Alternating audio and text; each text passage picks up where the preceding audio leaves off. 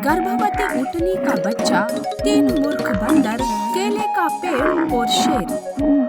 जंगल में एक गर्भवती ऊँटनी मधु अपने बेटे सोनू के साथ रहती थी। मधु अपने आने वाले बच्चे का इंतजार कर रही थी। ऐसे में एक दिन वहाँ एक तोता आता है और कहता है, अरे मधु बहन, वहाँ रेगिस्तान में तुम्हारे पिताजी की तबीयत बहुत खराब हो गई है। वो तुम्हें आखिरी बार देखना चाहते हैं। तोते, तुम्हारा बहुत बहुत धन्यवाद कि इतना महत्वपूर्ण संदेशा लेकर आए।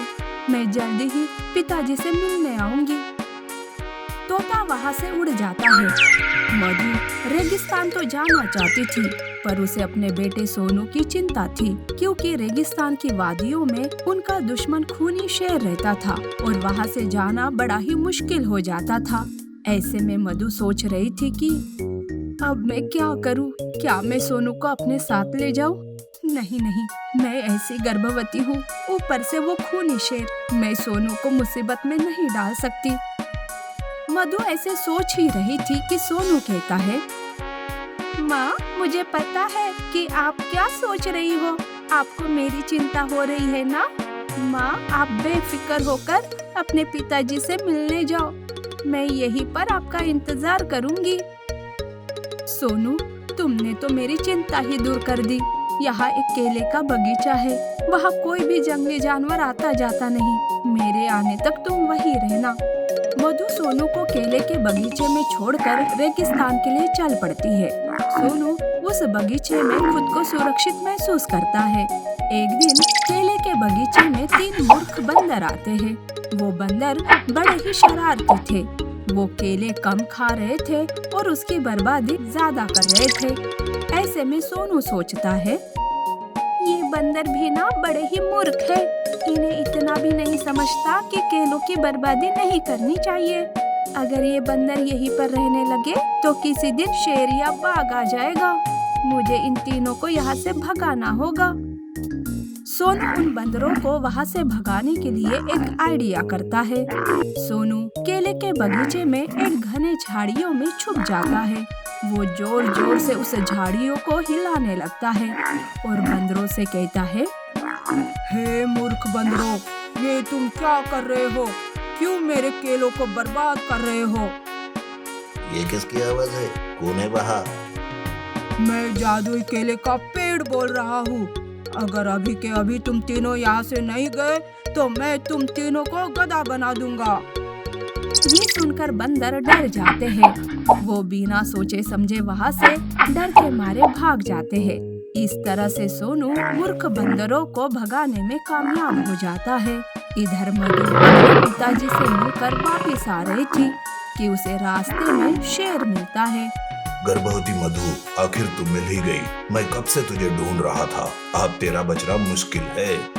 हे शेर, कुछ तो रहम कर। मेरा बच्चा मेरी राह देख रहा होगा और मेरे पेट में पलने वाला बच्चा दुनिया में आने वाला है। उन दोनों बच्चों के लिए मुझे छोड़ दे। नहीं, कभी नहीं। याद कर वो दिन जब तेरे पति की वजह से मुझे जंगल से बाहर कर दिया था। शेर गुस्से से बात कर रहा था। तब मधु समझ जाती है कि अब उसे भागना ही पड़ेगा। मधु खुद को बचाने के लिए गांव की तरफ भागती है। शेर भी उसका पीछा करता है, पर जैसे ही गांव की सीमा लग जाती है तो शेर रुक जाता है। अभी तुझे छोड़ रहा हूँ, पर जंगल में तो तेरा बेटा है ना, उसे बचाने तो तुझे आना ही पड़ेगा। शेर जंगल चला जाता है। मधु भागते हुए एक खेत में आती है। उसे प्रसव पीड़ा शुरू हो जाती है। वो दर्द के मारे चिल्लाने लगती है। तभी खेत में काम कर रही एक औरत वहाँ आती है। बाप रे, ऊँटनी तो मुसीबत में है। मुझे उसकी मदद करनी चाहिए।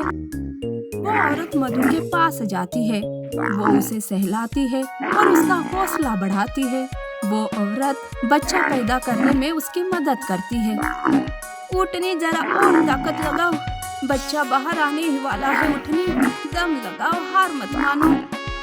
ऐसे करते करते ऊँटनी एक प्यारे से बच्चे को जन्म देती है। वो बहुत ही खुश हो जाती है।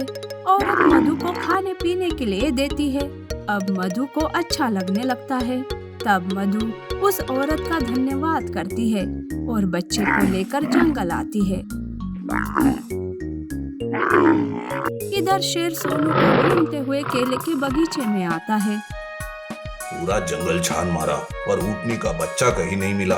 लगता है वो बच्चा इसी बगीचे में छुपा हुआ है। शेर सोनू को बगीचे में ढूंढने लगता है। सोनू शेर को देखकर डर जाता है। वो बगीचे में छुपा बैठा रहता है कि तभी वहाँ पर 3 बंदर आते हैं। मुझे उस शेर से बचाओ ना, प्लीज। उस दिन तुमने ही हमें मूर्ख बनाया ना, और अब हमसे ही मदद मांग रहे हो। सोनू रोने लगता है। तब बंदरों को उस पर दया आती है। बंदर सोनू की मदद करने के लिए तैयार हो जाते हैं। अब शेर पास आ रहा था, तब तीनों बंदर 3 केले के पेड़ पर चढ़ जाते हैं और जैसे ही शेर पास आता है उसे पेड़ से उछलते हुए मारने लगते हैं। शेर को तीनों तरफ से मार पड़ने लगती है। बंदरों को शेर पकड़ नहीं पाता। अरे बंदरों, बंद करो मुझे मारना। अगर मेरे हाथ लग गए तो मुश्किल होगा तुम्हारा बचना। तू हमें पकड़ेगा? अरे पहले केले के पेड़ पर चढ़कर तो दिखाओ, फिर देखते हैं। शेर केले का पेड़ चढ़ नहीं पाता है और वो हार मानकर वहाँ से चला जाता है। सोनू शेर से बच जाता है। उसी वक्त मधु वहाँ आती है। सोनू मधु को सारी बात बता देता है। तुम तीनों का बहुत बहुत धन्यवाद बंदरों, मैं आपका ये उपकार कभी नहीं भूलूंगी। तब वो तीनों बंदर वहाँ से चले जाते हैं। सोनू अपने भाई को देखकर बहुत खुश हो जाता है। मधु अपने दोनों बेटों के साथ खुशी से जीवन गुजारने लगती है। नीति: मुसीबत का डट कर सामना करना चाहिए।